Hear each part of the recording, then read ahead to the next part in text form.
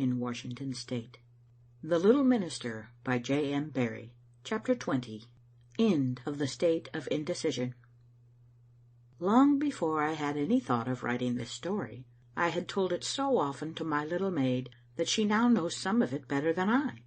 If you saw me looking up from my paper to ask her, what was it that Birse said to Jean about the minister's flowers, or where was Hendry Munn hidden on the night of the riots, and heard her confident answers, you would conclude that she had been in the thick of these events, instead of born many years after them. I mention this now because I have reached a point where her memory contradicts mine. She maintains that Rob Dow was told of the meeting in the wood by the two boys whom it disturbed, while my own impression is that he was a witness of it. If she is right, Rob must have succeeded in frightening the boys into telling no other person, for certainly the scandal did not spread in Thrums.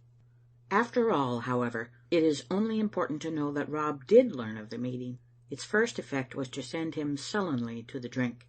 Many a time since these events have I pictured what might have been their upshot had Dow confided their discovery to me. Had I suspected why Rob was grown so dour again, Gavin's future might have been very different. I was meeting Rob now and again in the glen, asking, with an affected carelessness he did not bottom, for the news of the little minister. But what he told me was only the gossip of the town, and what I should have known, that Thrums might never know it, he kept to himself. I suppose he feared to speak to Gavin, who made several efforts to reclaim him, but without avail. Yet Rob's heart opened for a moment to one man, or rather was forced open by that man. A few days after the meeting at the well, Rob was bringing the smell of whiskey with him down Banker's Close, when he ran against a famous staff, with which the doctor pinned him to the wall. "Aye," said the outspoken doctor, looking contemptuously into Rob's bleary eyes. "So this is what your conversion amounts to. Faugh! Rob Dow, if you were half a man, the very thought of what Mr. Dishart has done for you would make you run past the public houses." "It's the thought of him that sends me running to them," growled Rob, knocking down the staff. "Let me alane." "What do you mean by that?" demanded McQueen, hooking him this time. "Spirit himself. Spirit the woman." "What woman?" "Take your staff out of my neck." "Not till you tell me why you, of all people, are speaking against the minister." Torn by a desire for a confidant and loyalty to Gavin, Rob was already in a fury. "Say again," he burst forth, "that I was speaking against the minister, and I'll practice on you what I'm awid to do to her." "Who is she?" "Was what?" "The woman who the minister—" "I said nothing about a woman," said poor Rob, alarmed for Gavin. "Doctor, I'm ready to swear afore a Bailey that I never saw them together at the Kaims." "The Kaims?" exclaimed the doctor, suddenly enlightened. "Pooh! You only mean the Egyptian." "Rob, make your mind easy about this. I know why he met her there." "Do you ken that she has bewitched him? Do you ken I saw him trying to put his arms around her? Do you ken they have a trysting place in Caddam Wood?" This came from Rob in a rush, and he would fain have called it all back. "I'm drunk, doctor, roaring drunk," he said hastily, "and it wasna the minister I saw, it was another man." Nothing more could the doctor draw from Rob, but he had heard sufficient to smoke some pipes on. Like many who pride themselves on being recluses, McQueen loved the gossip that came to him uninvited. Indeed, he opened his mouth to it as greedily as any man in Thrums. He respected Gavin, however, too much to find this new dish palatable, and so his researches to discover whether other Auld Lichts shared Rob's fears were conducted with caution.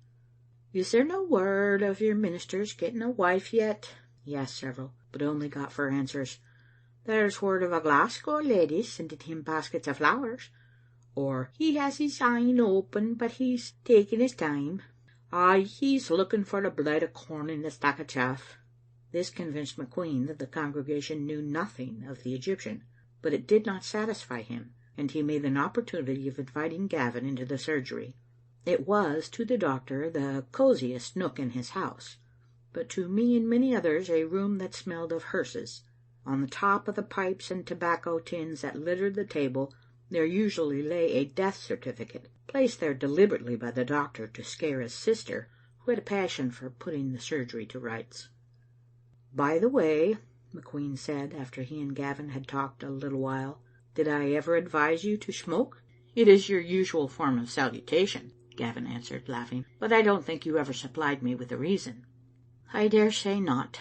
I am too experienced a doctor to cheapen my prescriptions in that way. However, here is one good reason. I have noticed, sir, that at your age a man is either a slave to a pipe or to a woman. Do you want me to lend you a pipe now?" "Then I am to understand," asked Gavin slyly, "that your locket came into your possession in your pre-smoking days, and that you merely wear it from habit?" "Tuts," answered the doctor, buttoning his coat. "I told you there was nothing in the locket. If there is, I have forgotten what it is." "You are a hopeless old bachelor, I see," said Gavin, unaware that the doctor was probing him.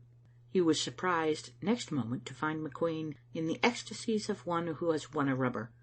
"Now then," cried the jubilant doctor, "as you have confessed so much, tell me all about her. Name and address, please." "Confess?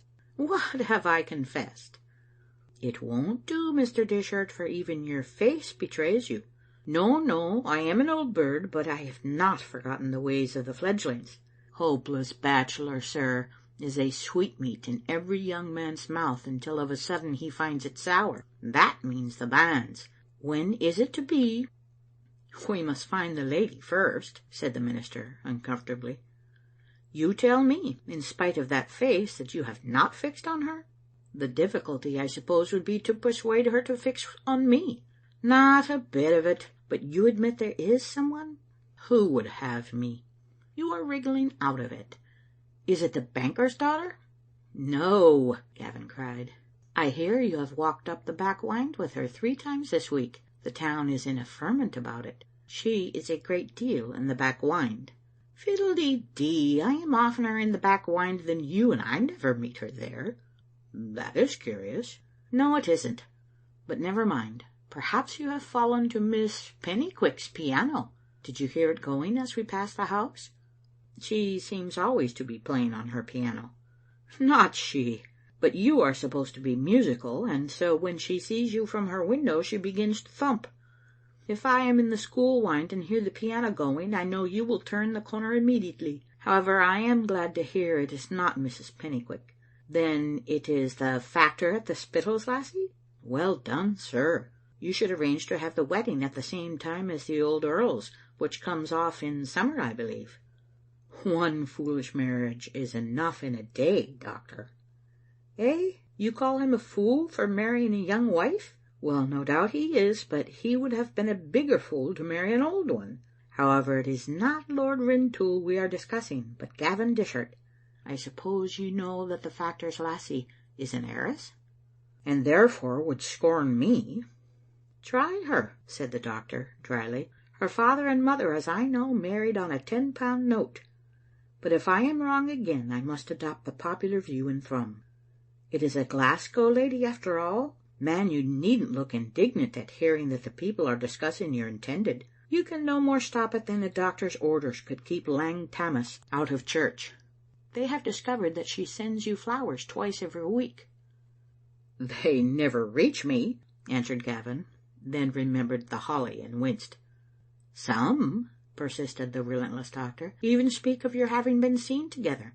But of course, if she is a Glasgow lady, that is a mistake." "Where did they see us?"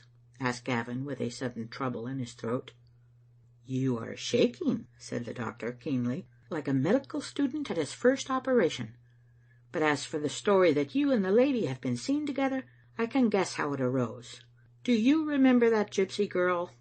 The doctor had begun by addressing the fire, but he suddenly wheeled round and fired his questions in the minister's face.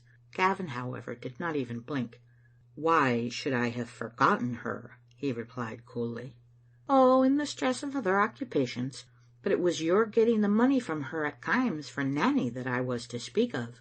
Absurd though it seems, I think some dotard must have seen you and her at the Kaims and mistaken her for the lady." McQueen flung himself back in his chair to enjoy this joke. "Fancy mistaking that woman for a lady," he said to Gavin, who had not laughed with him. I think Nanny has some justification for considering her a lady, the minister said firmly. Well, I grant that. But what made me guffaw was a vision of the harum-scarum devil-may-care little Egyptian mistress of an Audiobook manse. She is neither harum-scarum nor devil-may-care, Gavin answered without heat, for he was no longer a distracted minister. You don't understand her as I do. No, I seem to understand her differently. What do you know of her? That is just it, said the doctor, irritated by Gavin's coolness. I know she saved Nanny from the poorhouse, but I don't know where she got the money. I know she can talk fine English when she chooses, but I don't know where she learned it. I know she heard that the soldiers were coming to Thrums before they knew of their destination themselves, but I don't know who told her. You, who understand her, can doubtless explain these matters? She offered to explain them to me, Gavin answered, still unmoved, but I forbade her. Why? It is no business of yours, doctor. Forgive me for saying so. In Thrums, replied McQueen, a minister's business is everybody's business. I have often wondered who helped her to escape from the soldiers that night. Did she offer to explain that to you? She did not. Perhaps, said the doctor sharply, because it was unnecessary. That was the reason. You helped her escape? I did. And you were not ashamed of it? I am not. Why were you so anxious to screen her? She saved some of my people from gaol, which was more than they deserved. I have always understood that you concealed 2 of them in your own stable. Maybe I did, the doctor had to allow, but I took my stick to them next morning. Besides, they were Thrums folk, while you had never set eyes on that imp of mischief before. I cannot sit here, doctor, and hear her called names, Gavin said, rising, but McQueen gripped him by the shoulder. For pity's sake, sir, don't let us wrangle like a pair of women. I brought you here to speak my mind to you, and speak it I will. I warn you, Mr. Dishart, that you are being watched. You have been seen meeting this lassie in Caddam as well as at the Kaims. Let the whole town watch, doctor. I have met her openly. And why? Oh, don't make Nanny your excuse. I won't. I met her because I love her.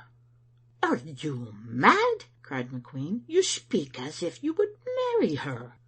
Yes, replied Gavin determinedly. I mean to do it. The doctor flung up his hands. I give you up, he said, raging. I give you up. Think of your congregation, man. I have been thinking of them, and as soon as I have a right to do so, I shall tell them what I have told you. And until you tell them, I will keep your madness to myself, for I warn you that, as soon as they know, there will be a vacancy at the Audiobook Kirk of Thrums. She is a woman, said Gavin, hesitating, though preparing to go, of whom any minister might be proud. She is a woman, the doctor roared, that no congregation would stand. Oh, if you will go, there is your hat. Perhaps Gavin's face was whiter as he left the house than when he entered it, but there was no other change. Those who were watching him decided that he was looking much as usual, except that his mouth was shut very firm, from which they concluded that he had been taking the doctor to task for smoking. They also noted that he returned to McQueen's house within half an hour after leaving it, but remained no time. Some explained this second visit by saying that the minister had forgotten his cravat and had gone back for it. What really sent him back, however, was his conscience. He had said to McQueen that he helped Babbie escape from the soldiers because of kindness to his people, and he returned to own that it was a lie. Gavin knocked at the door of the surgery, but entered without waiting for a response. McQueen was no longer stamping through the room, red and furious. He had even laid aside his pipe. He was sitting back in his chair, looking half mournfully, half contemptuously at something in his palm. His hand closed instinctively when he heard the door open, but Gavin had seen that the object was an open locket. It was only your reference to the thing, the detected doctor said, with a grim laugh, that made me open it. 40 years ago, sir, Phew! It is 42 years, and I have not got over it yet. He closed the locket with a snap.